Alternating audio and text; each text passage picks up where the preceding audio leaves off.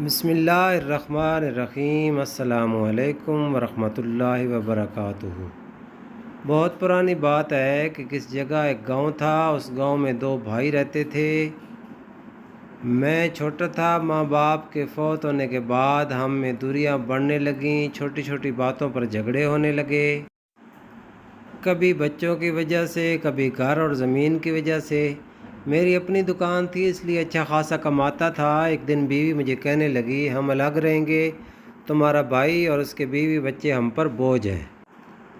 بھائی نے گائے بھینسیں رکھی ہوئی تھیں، ان کا دودھ بیچ کر وہ لوگ گزارا کرتے تھے۔ ایک دن میں نے بھائی سے اکڑ کر کہا، دیکھ بھائی رشید، تو کام تو کوئی کرتا نہیں ہے۔ میں تم کو بڑا سمجھ کر آج تک برداشت کرتا رہا، اب میں تیرے ساتھ نہیں رہ سکتا۔ بھائی مسکرانے لگا، اچھا پتر، کوئی بات نہیں، تو الگ ہونا چاہتا ہے تو جی صدقے بتا، گھر میں کس جگہ دیوار لگانی ہے۔ بیوی میرے پاس آئی، اونچے کمرے ہم نے لے لیے، مستری لگایا، دیوار بن گئی۔ میں بہت خوش تھا کہ جان چھوٹ گئی۔ بیوی میرے پاس آ کر بیٹھی، کہنے لگی، دیکھ بشیر، اب ہم آزاد ہیں، اب ہم جو دل چاہے کریں گے۔ بیوی نے نئی گاڑی کی فرمائش کی، میں نے لے لی۔ بیوی نے آئی فون کا کہا، میں نے لے دیا۔ خیر، میں نے بیوی کی ہر فرمائش پوری کی۔ ایک دن بھائی گلی سے گزر رہا تھا، میں اگنور کر کے جانے لگا۔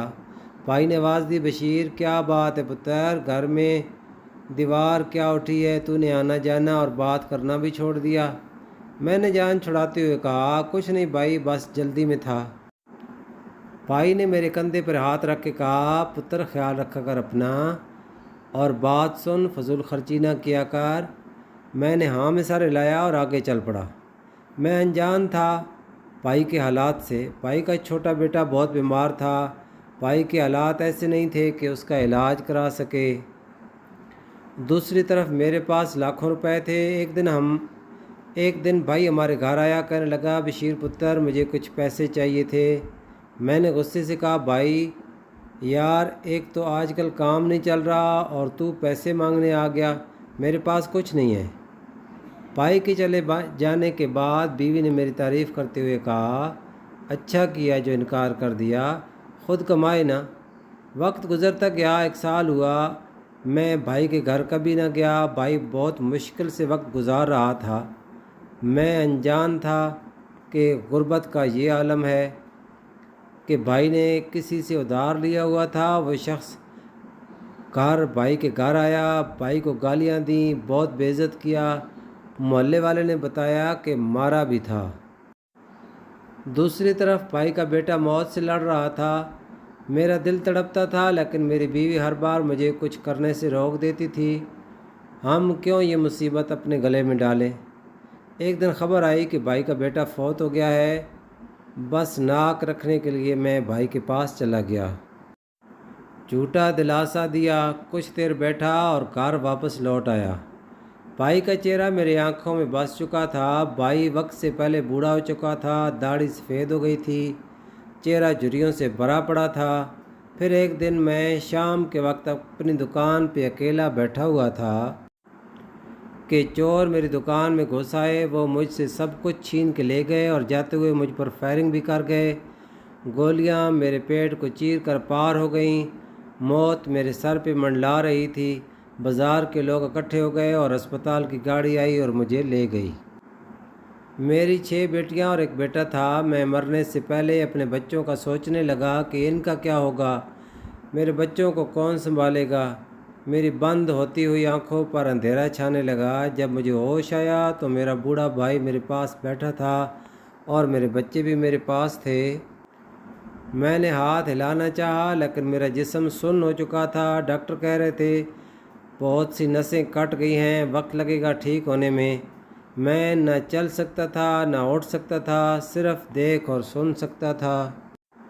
میں اب زندہ لاش بن گیا تھا۔ میں بھائی کی طرف دیکھ رہا تھا۔ بھائی نے جیب سے پیسے نکالے اور ڈاکٹر کے ہاتھ میں دے دیے۔ یہ لو ڈاکٹر صاحب، پورے 4 لاکھ ہیں۔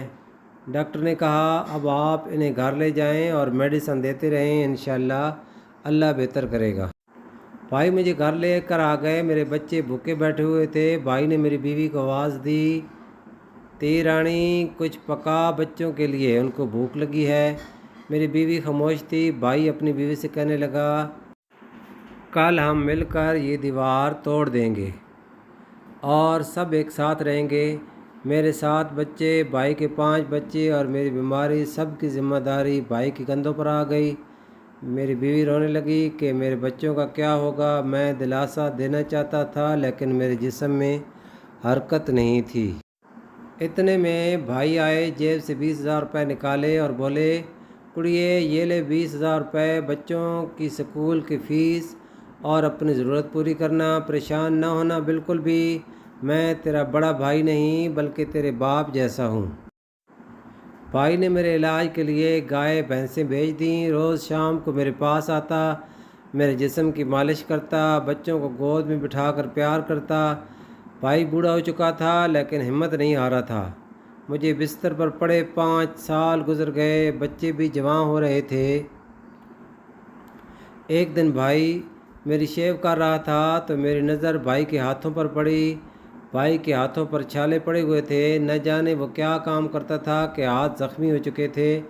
میری آنکھوں سے آنسو آ گئے۔ آخر اپنا خون اپنا ہی ہوتا ہے۔ میں بھائی کے ہاتھ چوم لینا چاہتا تھا، میں بھائی کو سینے سے لگانا چاہتا تھا۔ اتنے میں میری بڑی بیٹی ہمارے پاس آئی اور بولی، بڑے پاپا مجھے کالج کی فیس دے دیں، کل آخری تاریخ ہے۔ بھائی نے سر پہ ہاتھ رکھا، اچھا میری تھی، شام کو لا دوں گا۔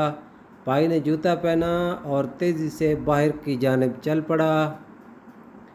بھائی کا ٹوٹا ہوا جوتا، پھٹے پرانے کپڑے، میں چیخ چیخ کر رونا چاہتا تھا لیکن میرا جسم میرا ساتھ نہیں دیتا تھا۔ آخر 7 سال کے بعد میں ٹھیک ہونے لگا، چلنے پھرنے لگا۔ مجھے احساس ہو چکا تھا کہ بھائی آخر بھائی ہوتے ہیں، کبھی ساتھ نہیں چھوڑا کرتے۔ فارس تو اتنا ہی کہے گا، نہ جھگڑا کرو آپس میں، زمین جائیداد سب پل بھر میں خاک ہو جاتا ہے، صرف ساتھ نبھاتے ہیں تو رشتے۔ ہم انا، غرور اور دولت کے نشے میں رشتوں پر تھوک دیتے ہیں، لیکن بخدا جب بے بسی کی انتہا ہوتی ہے تو بھائی طاقت بن کر ساتھ کھڑے ہوتے ہیں۔ 3 قسم کے لوگ تمہیں کبھی کامیاب نہیں ہونے دیں گے، ان سے بچو۔ نمبر 1 پست خیال، نمبر 2 آوارہ مزاج، نمبر 3 فحش خیال۔ محترم حاضرین، مزید اچھی ویڈیوز کے لیے ہمارا چینل سبسکرائب کریں۔ اگر ویڈیو پسند آئے تو لائک کریں اور اپنی رائے کے اظہار کے لیے کمنٹ باکس میں ضرور آئیں۔ بہت بہت نوازش۔